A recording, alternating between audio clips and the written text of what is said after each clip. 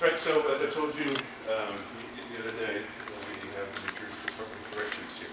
And it's very thankful for you coming and we talk to my students. These students they're seniors in the law and public safety program.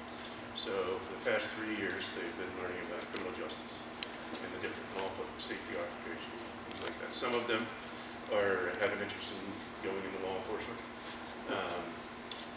Not so much corrections. So I'm not really happy you're here, but that's such an important part of the criminal justice system. We do have the benefit of the jail right next door to us, that we have done field trips in the past, but because of the pandemic, we haven't been able to do that. And I don't think you guys visit the jail. You could probably scoot out here. So that hurt us a little bit, but nonetheless, they did learn about corrections their sophomore year, all different aspects of corrections. But we previously would do field trips to the jail, and they'd be able to speak with the corrections officers and learn about the job. So I hope that's been part of your presentation. Right. And we also do, so we speak after the class, invite over to our academy, invite your students to our training academy. Oh, perfect. That'd be okay. Sure. Sure. Okay. All right. So let's turn it over to you guys. Thanks for coming. And we go after your presentation. Everybody can see everything correct, right? Everybody good? Okay, so I'll start off. My name is Officer McCombs. I'm with the Department of Corrections, State Department of Corrections. I've been with the department for a little over 9 years. And this is my partner. Officer Amato, when you guys would go, is it the county jail that you guys would visit? So it's different from the state facility. Does anyone know anyone that works in the state jails or even in the county jails? Any family? Anybody been to jail? No, that guy been to jail? How was your experience? Horrible. Horrible? Well, good. I'm sure That's how it's county supposed jail, to be. right? You didn't go to the state. But it actually was jail. Jail's supposed to be a horrible experience for the inmates. That way you don't go back. We're here to tell you about the custody side of the institution. It's much better. We get to go home every day. We get paid to be in jail, not like the inmates. But like my partner said, we're with the state department. You can also get a job with the county. Right now, the civil service exam is open, if you guys weren't aware. Almost every law enforcement agency in the state's hiring right now, but we are the largest. Now, go ahead. Is this Bayside? This is Bayside, Southern State, Southwoods. We're covering the whole state. We have 11 institutions. It all depends on residency, but because you guys live down here, you'd end up at any one of those 3 institutions. So, the civil service test is up right now. So is anyone 18? Oh, fantastic. So what you need to do is go on the civil service website. You need to sign up to take the civil service exam. If you're interested in any law enforcement, any law enforcement period. Unfortunately, what's going on right now, where in the past you pay one application fee and you can check off every box of law enforcement that you want to do. Right now, what the state is doing, you're getting charged for every law enforcement agency that you want to sign up for. So if you want to be Wildwood Police, Cape May Police, you have to sign up and pay for each application. So the best thing I can tell you to do right now is to sign up for the Department of Corrections, because we're the largest hiring. We would hire you before any local municipalities where they're hiring 5 or 10 people. We're hiring 500 to 1,000 people. So go ahead, sign up, pay for the application for the State of Corrections, and pay for like 1 or 2 other municipalities that you want to get into. Like I said, we're the largest hiring. We're going to call you first. And also our job application for the State Department of Corrections, that due date for that is February 28th of this year to sign up for a job application. We don't have an exam date currently, but we do anticipate that being within the next couple of months or so. Has anyone gone on the civil service website and attempted to sign up for the law enforcement exam? You gotta get on that. Like I said, if you're looking into getting it, because this test score will last for about 3 years. So even if you don't, you might take the test this year, you're not going to get hired for another year or whatever, but just know that that score will last for about 3 years. So go ahead and take it now, because even if you're not interested, or if you take it now and in a year you're not interested, then that's fine. At least you know you took that test and you have that score. You have the ability to go into an agency if they contact you. This is our mission for the New Jersey Department of Corrections: to protect the public by operating safe, secure, and humane correctional facilities. The mission is realized through effective supervision, proper classification, appropriate treatment of offenders, and by providing services that promote successful re-entry into society. The main statement I like to focus on there is services that promote successful re-entry into society. A lot of people think these inmates just come into the institutions and they're just there serving a sentence. A lot of them earn high school, college degrees. They can earn work certificates. The Southern State Facility, they offer masonry, electric, HVAC. We're trying to give these inmates opportunities so that when they get out and they're not incarcerated any longer, they're productive members of society. You know, there are some that are, you know, doing life sentences. That's on them. But the other ones, we want them to come out and be able to give back to society. Everybody knew what the expectations were. Come there in shape, ready to go, and you must surpass those guidelines because this is a competitive environment, and doing the bare minimum isn't going to get you through.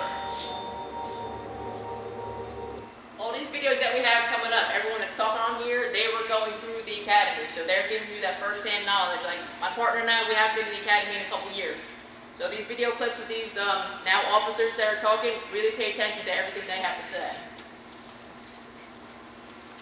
So these are our qualifications for the Department of Corrections. You must be 18 years of age or older, possess a New Jersey driver's license, you must have the United States citizenship, and residency in the state of New Jersey. With the Department of Corrections, the only thing that we require is a high school diploma or GED equivalent. I know most other municipalities, a lot of different departments require you to have associate's degrees and bachelor's degrees. That's one thing about our department we do not require for uniform capacity, meaning officer, sergeant, lieutenant, and major. We do not require any sort of degree. We go by our civil service examinations. So each rank, including officer, you will undergo a civil service examination. For officer, you will undergo general questions. It won't be specific. Some of them will be specific to the job, but not like a promotion to a sergeant or a lieutenant or a major. Then they're going to really be asking you details about the job. So it'll be a series of general multiple choice questions that you'll have to answer for the Civil Service Commission. You also undergo medical, psychological, and drug screening while you're at a recruitment unit before you go through the process. And you'll undergo a pre-academy assessment. We'll talk about that a little bit later on. I already spoke about this a little bit. This, like I said, the Civil Service Commission, a completely separate entity from our department.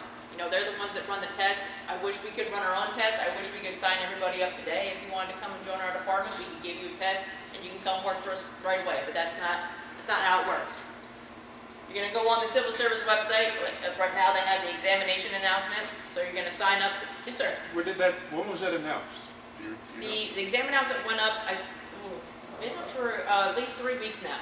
Okay, because I looked and I hadn't seen it, and I thought it wasn't going to be released until later on this year or next year, but it's out now. Yeah, we strong armed them just a little bit. Okay, And right. you have to apply by February 28th Okay, this year. well, that's good. We don't have an exam date yet though, but it should be soon. So once you, what's up? So if we don't turn 18 before February, we're not, like, we have to wait until next year? Or Yes, you have to wait till the next time the test comes out. If your But- birthday is February 28th, you're good. As long as you're 18 before the close of that date, which is the 28th, you're fantastic. If you're born in March, unfortunately, you know, you're gonna have to wait till the next time the test comes around, which is about every 2 and 3 years. So once you sign up for that test, they will send out a little card, tells you when your test date is and where it's gonna be. Usually it's at like a high school, like each county has it at a big high school, so you'll take the test, you know, with a whole bunch of other people. They offer study courses. They put stuff out on the civil service. We can't endorse any one thing because then we'd seem biased to something, but the civil service does offer, you know, different, course studies you can take. Then once you take that test, again, it will come in the mail, your test score, and then you kind of just wait until whatever department, that you signed up for contacts you. Like myself, when I took the exam, I checked off every law enforcement box I could, up to, park police. I got, like I said, Department of Corrections, called me first, largest hiring entity in the state. I was probably on the job for about 2 years when I got a a certification from Cape May County, asking if I wanted to come work at their jail. Because you stay on the list. But I already had the job in the department, I wasn't gonna leave, I was happy right where I was at. So it could be a situation like that.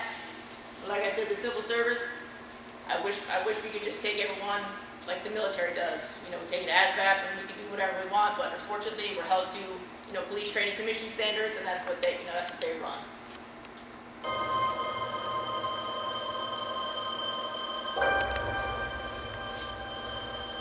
Orientation, I believe, was in New Lisbon, and a lot of people found out that it wasn't for them at orientation.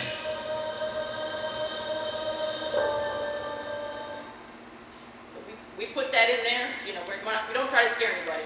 We understand this job isn't for everybody, and it's not. And you're not going to hurt our feelings if you don't want to come work inside of a jail every day. But we try to give you a little bit of how it's going to be. Like, especially at the academy, a lot of people aren't used to people yelling at them. It's paramilitary, so if you've ever watched videos about the Marines or the Army and you see how their boot camps are, it's kind of along those lines.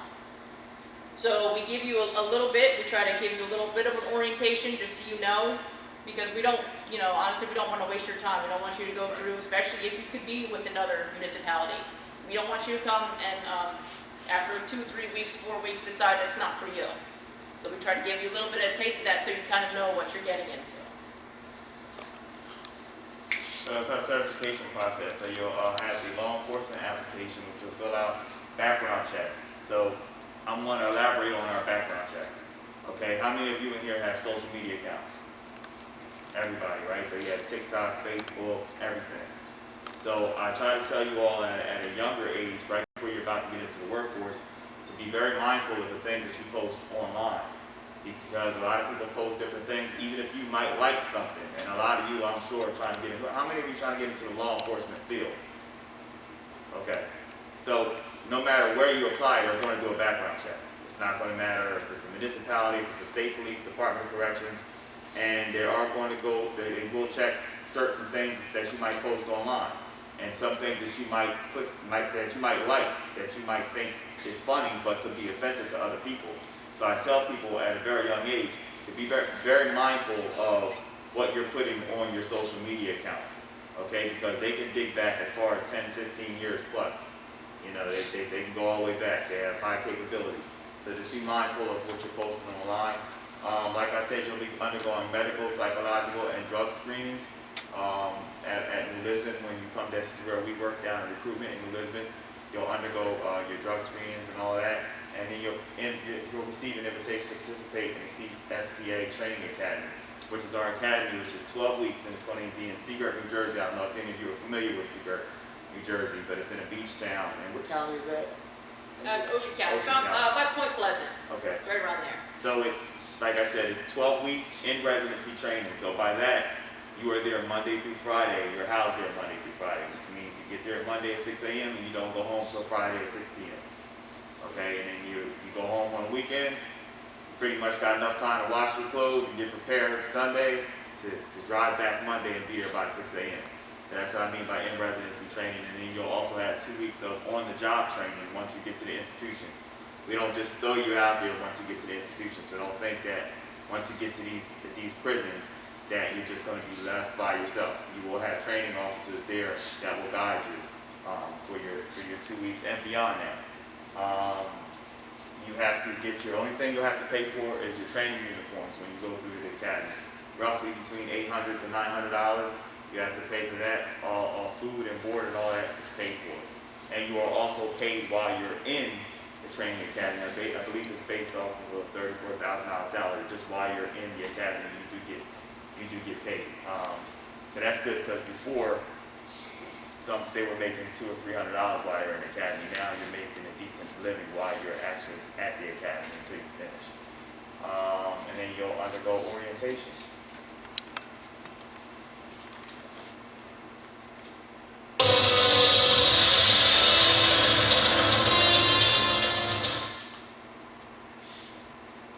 Right, the basic training course that my partner was saying, it's a residential academy.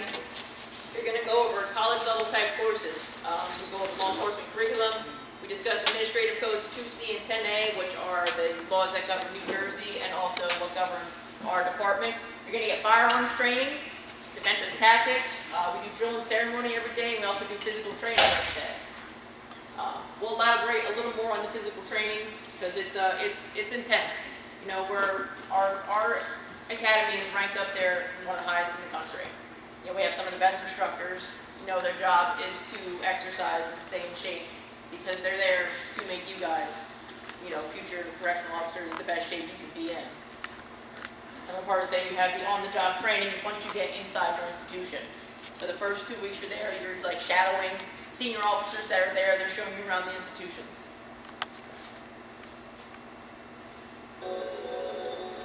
I never expected in a police academy for it to be like college. I think I was in class and did more work here than I did in college, honestly. We were in class from 6 to 8 hours a day, from 8 o'clock in the morning to just before 3 o'clock in the afternoon.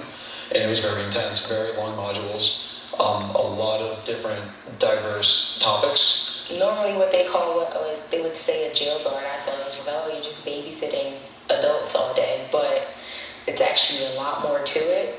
So being in the academics part of it, I learned a lot actually. And some of the things that we learned was very interesting. So I got to learn some new things I didn't know about.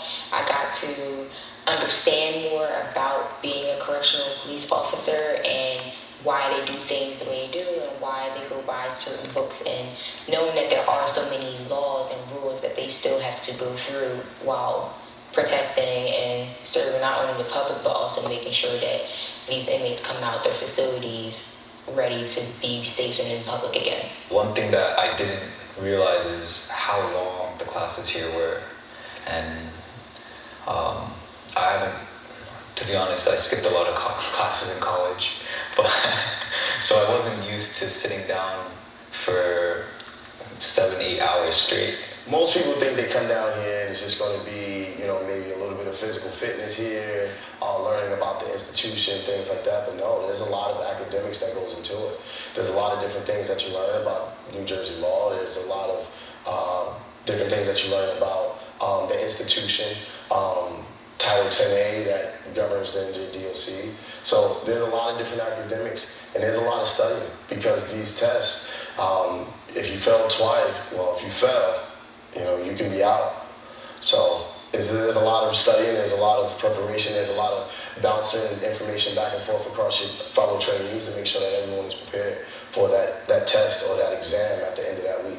You would think you come in here and it's a physical thing, like just get in shape to go to work, but in reality there's so much knowledge you have to work in these prisons, you don't realize what correctional officers actually do every day. Now you're the one training exclaimed that he skipped a lot of classes in college. There's no skipping classes at the academy.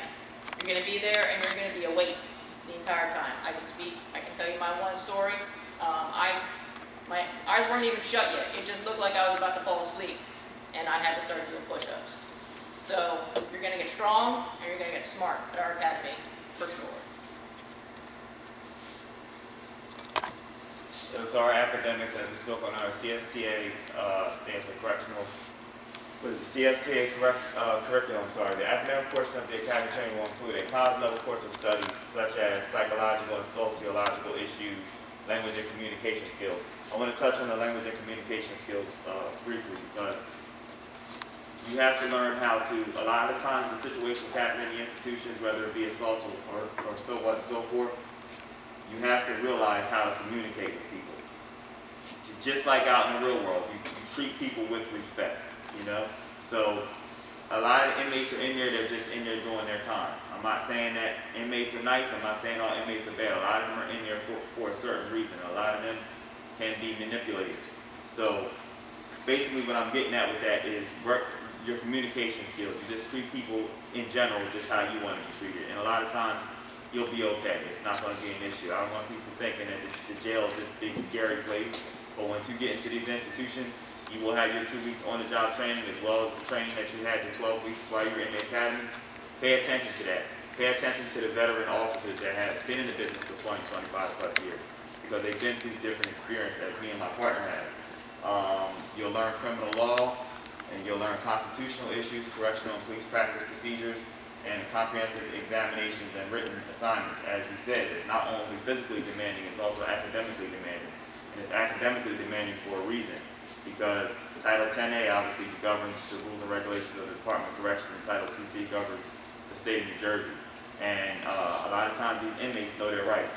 So you can't go into these institutions not knowing policy and procedure. So we want you all to go into these institutions as prepared as possible. So that's why we teach you about the laws of the department, the policy of the department, and the laws of the state of New Jersey. The basic course for state correctional police officers can offer up to 24 college credits. I also like to say this as well. Our sergeant right now is going for her doctoral degree, okay, and the department is paying 50% of it. Okay, so I encourage, even though in a uniform capacity, it is not required to have a degree, you have to take the civil service examination. I also encourage people, even through our department, you get credit. You get up to 50% of your college tuition paid depending on your GPA. So that's also very important. And there's other departments in our department, like internal affairs and administration, that do require degrees. So if you ever want to move up out of the uniform capacity, there will be some positions that do require degrees. So I definitely encourage you getting your degree as well, and the department will absolutely help you get that depending on your GPA average. There are different groups within the PT groups that are tailored to every person. So even if you're the most fit person in the academy, the instructors are going to be a lot more fit than you, and they're going to push you to be the best person you are and to be in the best shape that you could be in. Right now, no stretching. Let's go outside. We can do this. No problem. Everything. Not even breathe heavy. At least you're honest. At least you're honest. Okay. This right now, this is our absolute bare minimum. This is just to remain in our academy. Within the first 2 weeks you get there, this is the physical assessment that you're going to take. Now, out of all this, if you fail any one portion, you get 9 PT sessions to work on it, and then you retake that portion again. Not the whole thing. So if you just fail the sit-ups, you get 9 PT sessions to work on it, then you just do those sit-ups again. Bare minimum.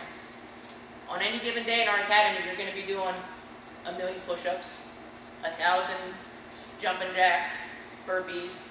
Our PT right now is kind of like CrossFit based, so we do stuff with ropes, we do box jumps. It's all body weight though.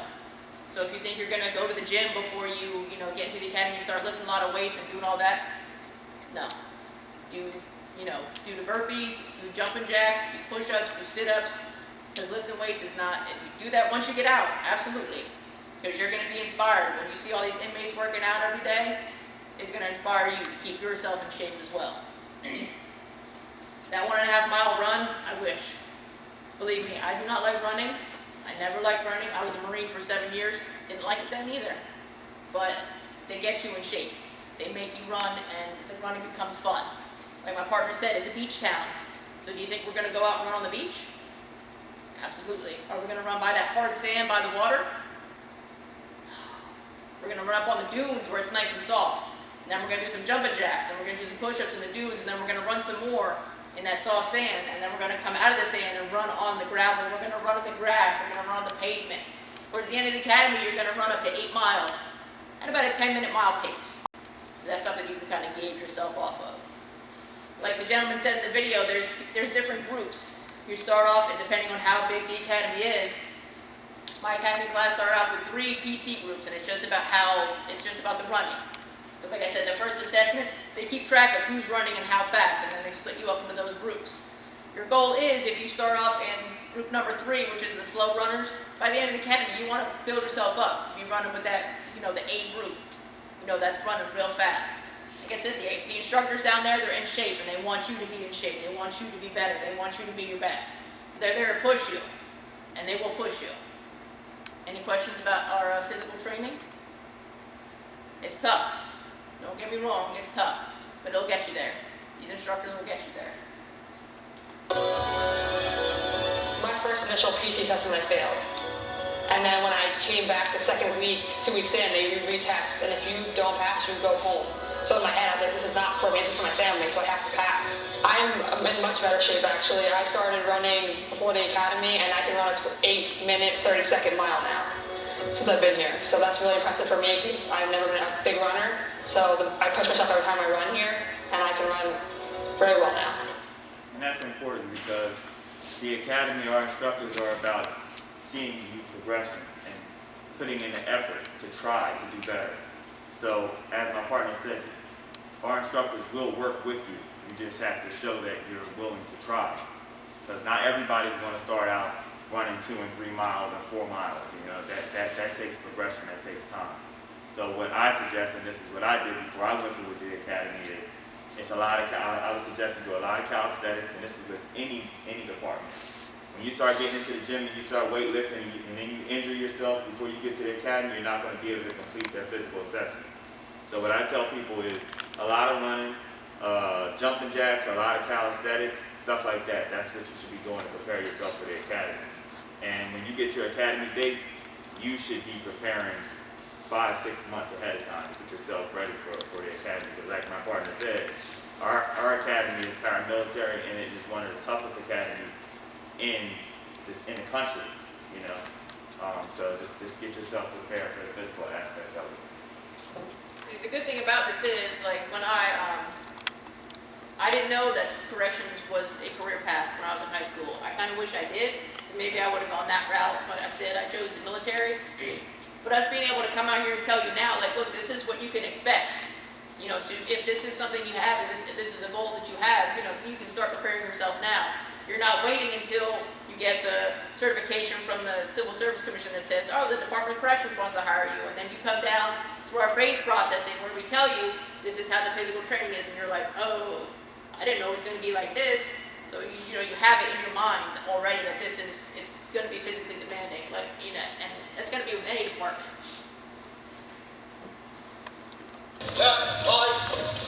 So drill and ceremony is something that I've never had until this academy.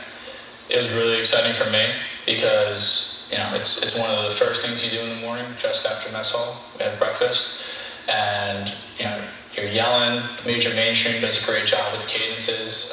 Some of them have a little bit of humor to them, so it adds levity to our situation. But that's not to be mistaken. Like, it's a very serious time. It's a very serious matter, drill and ceremony. DNC is great for unit morale. It's great for self-confidence, and but it takes a very long time. It's a very long process. 1, 2, 3, 4. If I fall in a certain way, I have to fall in with somebody to my right being right next to me. Oh, I can't walk too far up because then I'm off setting the line. So you have to really like work with the team, like, hey, you might have to whisper really fast, like, hey, fall back a little bit, or hey, you might need to speed up a little bit. I think DNC instills in everyone the importance of one, being on the same page together, being one unit, and also attention to detail. And because if one person's uniform's off by a little bit, everyone gets smoked. And if one person makes a mistake, it's very noticeable because everyone else is doing the same thing. So I think paying attention to those little details is what this academy amounts to.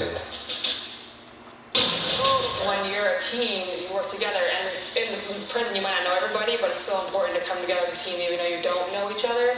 So being in the drill and ceremony and working together as a team, you realize like everyone is around you, has your back, and they'll be there for you through thick and thin. Drill and ceremony was one of the most important parts of the academy for me because it teaches discipline, like one said. Like I remember a particular time. For me, I forgot, when I was in the academy, I forgot my duty belt, so I was late getting to line up. So when I finally got there and got myself together, not only did I have to do 100 push-ups, but everybody had to do 100 push-ups. So, and it teaches discipline, and it teaches you that everybody has to be on the same page, because when you get to these institutions, they become much more than your friends, you know. Even if you might dislike a person, you are all you all have while you're inside of these institutions. So they become like family members to you. You know, if the code breaks out or whatever, we have each other's back 100%. Doesn't matter if you like the person or not. You will have that person back, you know. So it's important for everybody to be on the same page, and I feel like drill and ceremony in the academy taught that to me, and it taught that to a lot of people that I know. Because if one person messes up, if one person's tie is not right, as the person that said in the video, everybody gets smoked. So everybody's doing 100 push-ups. So I think that was the most important part for me in the academy, because it teaches discipline. Everybody's favorite page, money page. That look good? You Our start off sergeants- as an officer. You start off $4,000, we're making upwards now of $92,000. That's also that's not including the overtime that we get inside the institution. So if you decide, you know, when you first, you know, start working at the jail, you can start working more hours. You can get paid with money, or you can get paid with time. Me, I like to get money. You can get promoted. You can become a sergeant. They're maxing out. That's they just got new contracts, so they're a little over what, They're 100 right now. 5,000 right now, sergeants. Our lieutenants max out at 113, and our majors max out at 129. And like my partner said, you only need a high school education to be a uniformed officer. So you can have a high school education. You know, if you have the drive to get promoted, you can make upwards of $129,000. That sounds pretty good, right? I think that sounds amazing. The other good thing is we get paid time off. You get 15 sick days a year. Time you can use, you know, whenever you'd like. Mostly, you know, you're supposed to use it when you're sick. But being as we're down here by the shore, if it's a nice day out, during the week especially, because how's it on the weekends? It's packed. And I'd be working at the jail on the weekend, so I might take a day off during the week. And I might take my, you know, rest day, go down to the beach for the day. We also get vacation time and personal days. Our medical benefits are fantastic. Our retirement plan, which everyone, you know, gets into a career like this so we can have retirement, we can have a nice pension. Military benefits. Is anyone thinking about the military? Nobody? You can think about it. You know, that's not to say if you don't get in a department, you spend a year, you know, on your probation, you know, your probation period. If you decide that you want to go to the military, you want to do, you know, the Army Reserves or the, you know, you should join the Marines because, you know, just I'm biased. But if you decide to do anything with the military, our department is extremely military friendly. You know, they work with you when you have your drill weekends and your 2 weeks off, and you also get paid while you're off doing your military stuff. So you're going to get paid by the government, by the military, and you're also going to get paid by the department while you're away. Another wonderful thing, we don't have layoffs. Throughout the pandemic, we've closed institutions, but all those officers just go to other institutions. We don't lay anybody off. And the college tuition reimbursement, like we said, our academy is worth up to 24 college credits depending on where you go to. So if you decide to continue your, you know, college career, your college education, we'll pay 50% depending on your course load and depending on how many, and depending on your grade point average. And these are career opportunities and advancements. These are different specialized units that we have in the department. I want everybody to know that being correctional police officer now is our actual title.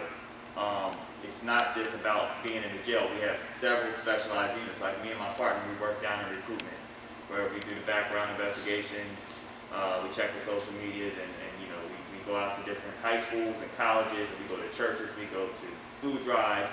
So there are different things that you can do. Our special investigations division is similar to internal affairs, which is where I said I also encourage you to take advantage of our tuition reimbursement, because to get into internal affairs, one, you have to have 3 years of being an officer, and 2, you have to have some sort of a degree.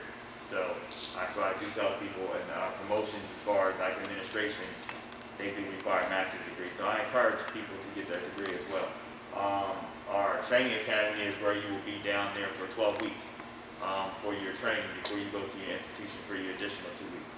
So that's another place where we have officers placed at to train you physically and teach you policy and procedure of the department. Our central transportation unit is where our officers transport the inmates out of the state and throughout the state, whether it be for medical appointments or transporting to different prisons in different states and different cities throughout the state of New Jersey. We also have a central medical unit where we do have inmates that are housed. We have a certain portion of the hospital, we have officers stationed there. Our firearms training unit is one thing. When you go through the academy, you must qualify for our firearms training. That's a big part. I do tell people, do not go out trying to practice, trying to shoot before you go to our range, because you can develop bad habits. So I always tell people to learn how to shoot. If you're going to go through an academy, learn once you're in the academy, because you don't want to pick up bad habits. And like I said, our firearm training, we have officers stationed here. We also have our honor guard unit, where they go to different special ceremonies, funerals, etc. And like I said, our promotions would be officers going all the way from officer, sergeant, lieutenant to major, which we discussed does not require a degree. Each do require a civil service test, and they do hire based off the highest score on down. I believe the passing score is 72%. And then we have our administration, like I said earlier, requires a master's degree. Now, our administrator is someone who's at the top of the chain in each institution, in each prison has an administrator, and they run the jail. And then they report to the commissioner, and the commissioner reports to the governor. So there's a lot of different positions that you can get into in this department.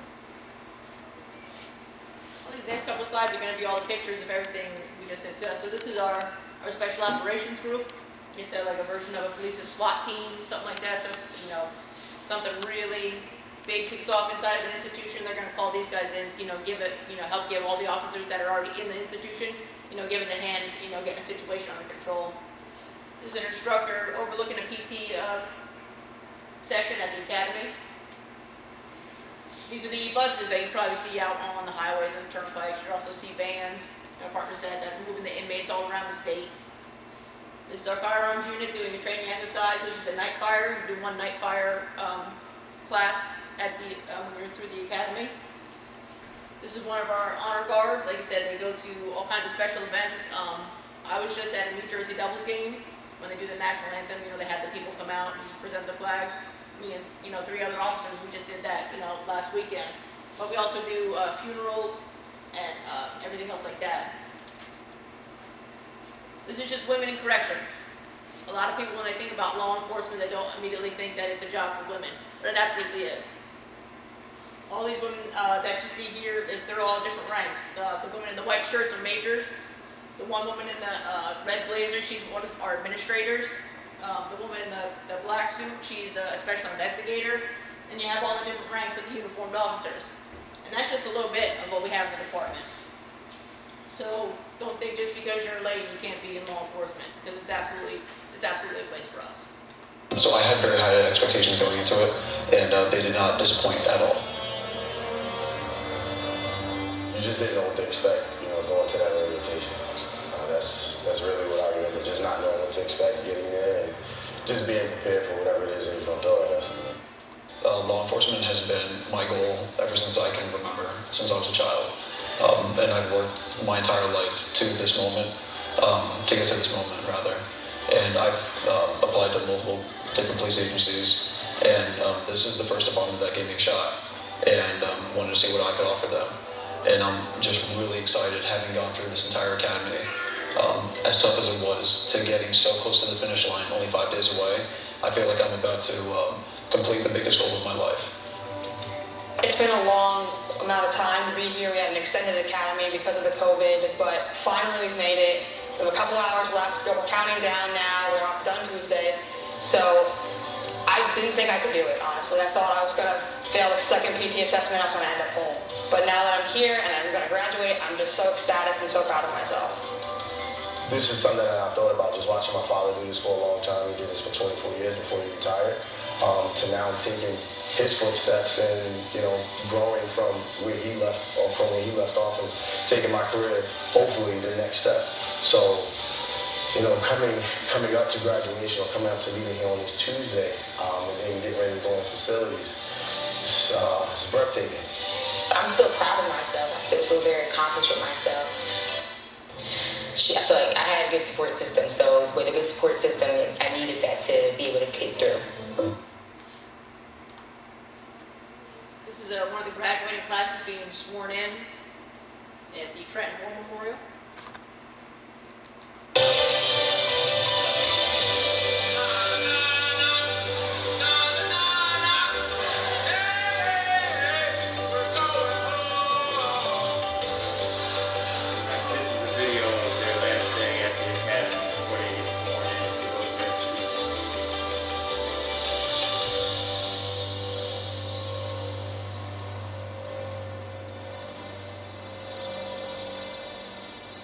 So that concludes our presentation. So does anybody have any questions? But now we're going to open it up to questions.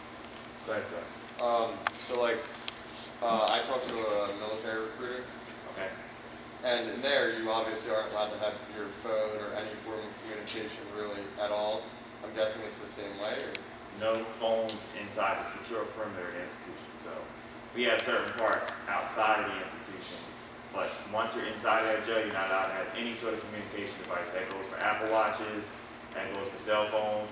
Also, when we talk about grooming standards, as far as the Department of Corrections, you're not allowed to have, as you can see when you saw the video, as far as the males go, completely shaven. So that means no beard, no mustache. It's like I got right now, nothing.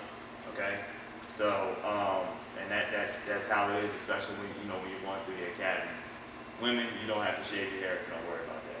But it has to be either in a bun or it has to be shoulder length. So those are the grooming standards. Anybody else have any questions? I meant like in the academy, while you're in the academy. No, you don't have your phone. They might give Oh, you, no. if you guys are, I don't want to call it being good, but if everyone is doing good, everyone's on track, everyone's doing how they're supposed to be doing, they might give you 20 minutes on like a Wednesday night to go make a phone call, but that's about it.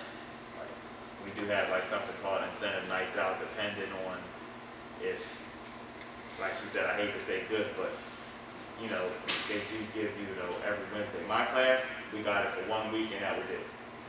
So, we pretty much contact our family when we saw them in person, when we got home on Friday evening. So, that's one thing. It's good to have a good support system, like the trainee has said in the video, because, you will need it. For me, I'm third generation in the Department of Corrections from my grandparents on down in different capacities. So I had that support system, and I had people in my family that knew about this department and knew the different facets of it. So, but I will say that nothing has prepared me for working in this department until I got into those prisons and the doors shut behind me, and then I had to learn hands-on. So it's no matter what people can tell you, yeah, it helped me out a lot to prepare me. And a lot of people don't know about the Department of Corrections because we're not in the spotlight as much as the police are on the street. So that's why we try to travel to the different high schools and teach you all about what we do, because a lot of you don't know, because like I said, we're not in the public spotlight. So it's like I said, it's an excellent career. There's plenty of room for growth and advancement. I mean, you can work your way up from officer. If there's somebody who's worked their way all the way up from officer all the way up to deputy commissioner of the Department of Corrections. So there's so many different things that you can do, even in the civilian aspect of it. We have social workers, we have nurses, we have psychologists, psychiatrists. So there's so many different things that you can do. We are the largest, like my partner said, largest law enforcement agency in the state of New Jersey and the second largest employer in the state of New Jersey behind healthcare. So, is there anybody else that has any questions? Gotta have some questions. No more questions about the academy? Any other questions about the academy and the requirements? Touched on everything? When you complete the academy, are you offered different facilities throughout the state, or do you have a choice, or? While you're in the academy, they do create, they ask pretty much, they know where everybody lives at and your address, and they try to put you at an institution close to you. Before, it was a lengthy period of time. Like, there are some people that don't get lucky, very few though. There are some people that might have to travel about an hour, but the department is very good at trying to put you in an institution that's close to you, because we do have 11 institutions throughout the state, northern, central, and southern. So they try to put you as close as they can, but that doesn't always work out. If you do get placed far away, it used to be 16 months before you can request a transfer, but I think they're trying to get it down to like 4 months if they haven't already done so. So they do allow you to put in order, at least while I was in the academy. This is going back 9 years ago, but I believe they still do the same thing, where they allow you to do a wish list of the different institutions that you want to go to, and then they'll fit you wherever, depending on the needs of the institution. Anybody else have any questions? Sure. You might have said this, but where is the training academy located? In Seagirt. Seagirt. Where? Seagirt, New Jersey. Gotcha. Yep. if an inmate commits a crime while in prison, do you investigate it, or as a police officer, will you conduct the investigation?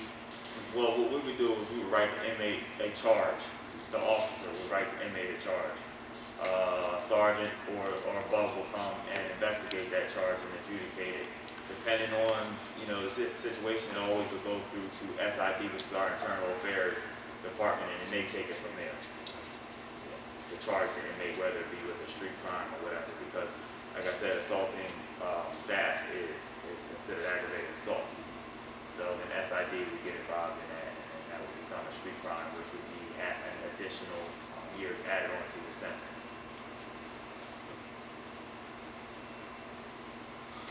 Answer everybody's questions?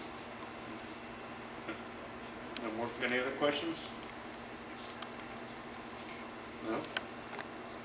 So we do have some literature over here that we'd like each of you to take this one of each. Anything you see on this desk, you can take one of each of them on your way out. We appreciate you all having us here. Anytime you all have anything, please let us know. All right, great. Contact us. We're always willing to come out for anything. That's our sole job, to travel to different schools, and so let us know. We appreciate everybody coming out today. Sorry. You all have a good rest of your day. Thank you. Okay, guys, back to room 120.